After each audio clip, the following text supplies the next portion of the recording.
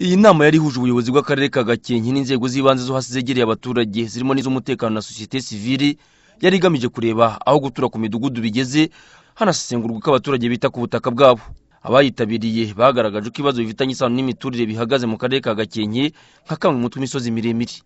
Ku bijyanye n'imiturire, isesengura ryakozwe rigaragaza ko gutura mu midugudu bigeze kuri 75% muri aka karere, kandi hakaba hakiri ibibazo bifitanye isano n'imicungire y'ubutaka. Bagaragaje bimwe mu bibazo banasengurira hamwe igikwiye gukorwa kugira ngo gutura mu midugudu birangire vuba muri Gakenke kandi abaturage bakangukire kubyaza ubutaka bwabo umusaruro.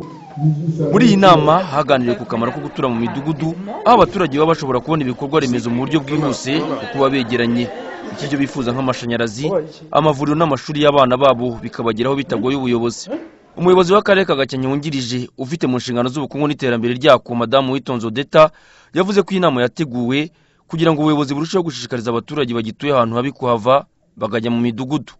Izo gahunda zose tumaze kuziganiraho tureba akamaro ko gutura mu midugudu nicyo byadufasha cyane ko byatuma buriya buso bwose bugomba guhurizwaho imyaka bugomba guhingwa gushobora kuboneka neza, gahunda ya land use consolidation ikarushaho kugenda neza.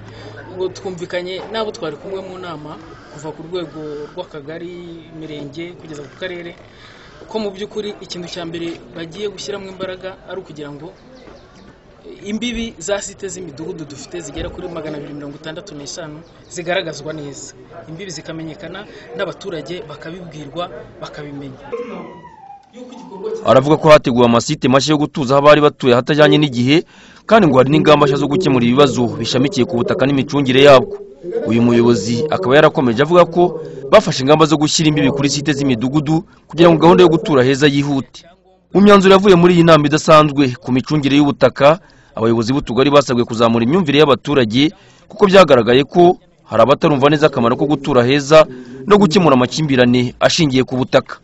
Bafashe ingamba zo gufasha abaturage kumva akamaro ko kugira ibyangombwa bya burundu by'ubutaka kuko bibafasha kubyaza umusaruro, bigatuma babona n'inguzanyo mu bigo by'imari iciriritse n'amabanki.